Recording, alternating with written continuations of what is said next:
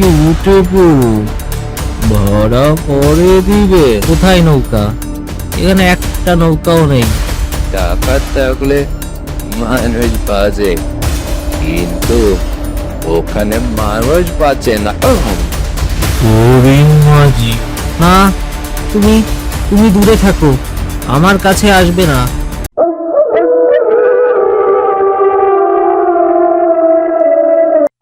চারদিকে ঘন অন্ধকার, দূরে বাঁশ ঝাড় দুলছে, বাতাসে অদ্ভুত শো শো শব্দ। মাঝে মাঝে দূরে কুকুরের ডাক শোনা যাচ্ছে। উফ, কি জায়গায় পোস্টিং দিল! রাস্তা পর্যন্ত ঠিকঠাক না, একটা লোকজনও নাই। মনে হচ্ছে পুরো গ্রামটাই ঘুমিয়ে গেছে। কেমন জায়গা যে পোস্টিং দিল! শান্ত হও আরিফ, তুমি পুলিশ, এসব ভয় পাওয়ার কিছুই নেই। হঠাৎ বাতাস জোরে জোরে বইছে, বাঁশের পাতা কাঁপে। হঠাৎ সামনে অন্ধকারে একটা আলো জ্বলে ওঠে। একজন বৃদ্ধ রহিম চাচা লন্ডন হাতে দাঁড়িয়ে আছে। আপনি আপনি কি কাউকে খুঁজছেন বাবাজি? ও আপনি? আমি ভেবেছিলাম কেউ নেই এখানে, একটা অজপরা গা। এই রাতে কেউ থাকে না বাবা। আপনি এখানে নতুন নাকি? জি, আমি আরিফ রহমান, এই এলাকার নতুন সাব ইন্সপেক্টর। থানায় জয়েন করতে এসেছি। থানায়? তাও বলে তো আপনাকে নদী পার হতে হবে। হ্যাঁ, ধলেশ্বরী নদী কোন দিকে আমাকে একটু বলুন। নদী তো সোজা এই রাস্তা দিয়ে গেলেই পারেন, কিন্তু কিন্তু কি চাচা? এই রাতে নদীর দিকে যাবেন না।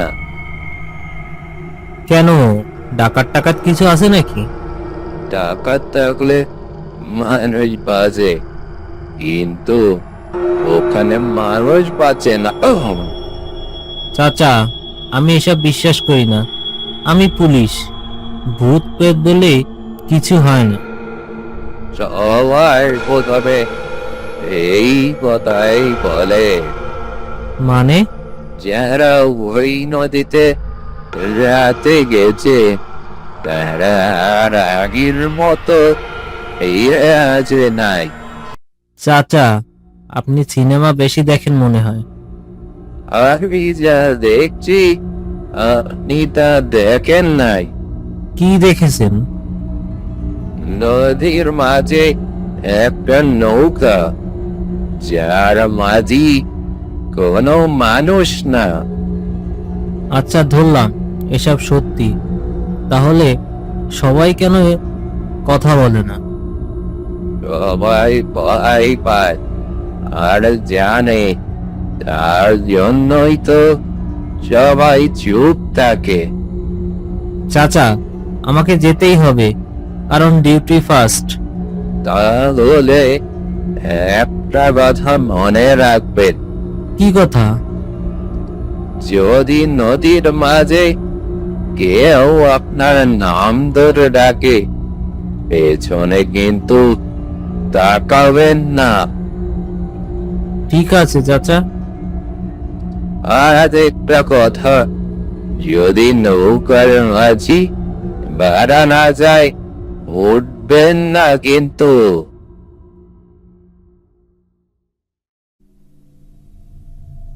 কোথায় নৌকা? এখানে একটা নৌকাও নেই। আমি নদী পার হব কি করে? এমন সময় যে আসলাম।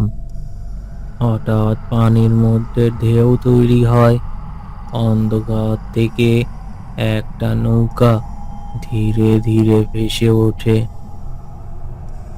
ওপরে যাবেন বাবু? আরিফ একটু চমকে ওঠে, কিন্তু নিজেকে সামলিয়ে উত্তর দেয়, হ্যাঁ, আপনি কি আমাকে নিয়ে যাবেন? নিশ্চয়, উঠে পড়ো। ভাড়া কত নেবেন? বাবু আগে উঠে পড়ো, ভাড়া পরে দিবেন। আরিফ কিছুক্ষণ চুপ থাকে। হঠাৎ রহিম চাচার কথা মনে পড়ে তার। আরে, এগুলো কি হচ্ছে? এগুলো তো মনে হচ্ছে সম্পূর্ণ কাকতালীয়। আপনি নতুন, তাই না? হ্যাঁ, আপনি কিভাবে বুঝলেন? আপনার চোখে ভয় নাই, এই জন্য। ভয় পাওয়ার তো কিছু নাই। সবাই প্রথমে এই কথাই বলে বাবু। চারপাশে শুধু কুয়াশা, তীর দেখা যাচ্ছে না, নৌকা যেন শূন্যে ভাসছে। আরিফ চারদিকে তাকায়। এই, আমরা তো অনেক দূর চলে এসেছি, কোথায় নিয়ে যাচ্ছ আমাকে? মাঝি! নদীর মাঝখানে সময়ের হিসাব থাকে না বাবু। কি হলো, কেন থামলেন এখানে? এই পানির নিচে কি আছে? বাবু, আপনি কি বিশ্বাস করেন পাপ কখনো মরে না? কি বলছেন এসব কথা? মানুষ মরে, কিন্তু তার অন্যায় নদীর পানিতেই থেকে যায়। এই, ঠিক করে নৌকা চালান তো, সে ফাও কথা বাদ দেন। 5 বছর আগে এক লোক ছিল, গরিব নির্দোষ। আমাকে এসব গল্প শোনানোর দরকার নেই। শুনতেই হবে, কারণ এই গল্পের শেষে আপনি। একদিন সেই লোককে মিথ্যা কেসে ফাঁসানো হলো। কে করলো? সব পুলিশ একরকম না বাবু, সবাই এই একই কথাই বলে। তারপর তাকে মেরে ফেলা হলো, তার লাশ ফেলে দেওয়া হলো এই নদীতে। নৌকা থেমে যায়, চারপাশ সম্পূর্ণ অন্ধকার। করিম মাঝি ধীরে ধীরে সামনে আসে। লণ্ঠনের আলোতে তার মুখ দেখা যায়, মুখ পচা, চোখ লাল, ঠোঁট ছিঁড়ে গেছে। আরিফ ভয়ে ভয়ে বলে, তু তু তু তুমি তুমি তুমি কে? করিম মাঝি, আমি মরিনি। আমি অপেক্ষা করেছি শুধুমাত্র প্রতিশোধের জন্য। হঠাৎ সে লাফিয়ে আরিফের দিকে আসে। না, তুমি তুমি দূরে থাকো, আমার কাছে আসবে না, তুমি দূরে থাকো। করিম মাঝি এক লাফে গলা চেপে ধরে। তুইও পুলিশ, তোর রক্ত দিয়েই আমার বিচার হবে। আমি আমি ওদের মতো না, বিশ্বাস করো, তুমি আমার গলা ছেড়ে দাও। মিথ্যা কথা, সব পুলিশই একই রকম। আরিফ কষ্ট করে পিস্তল বের করে। ছাড়ো! সে গুলি চালায়। গুলি করিম মাঝির শরীর ভেদ করে চলে যায়, কোনো প্রভাব নেই। অসম্ভব! মরা মানুষকে আর কতবার মারবি? আমাকে আর মেরে ফেলতে পারবি না। আজ তুইও আমাদের সাথেই থাকবি। ওই, কে ওখানে? করিম মাঝি থেমে যায়।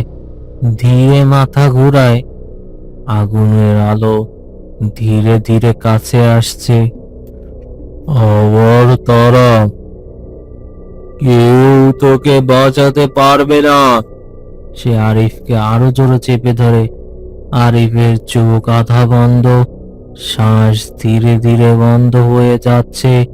দূর থেকে একটা নৌকা দ্রুত এগিয়ে আসছে, হাতে জ্বলন্ত হারিকেন।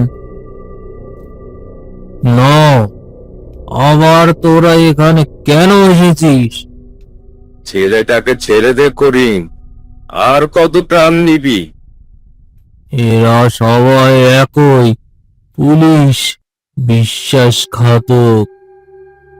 সবাই এক না, এই লোকটা নির্দোষ, ওকে ছেড়ে দাও। সোহেল জ্বলন্ত হারিকেন তুলে নেয়। এইবার তুই শেষ, তোর খেলা শেষ হয়ে যাবে। সে পুরো শক্তি দিয়ে হারিকেন ছুঁড়ে মারে। চলে গেল। এই নদী কাউকে ছাড়বে না।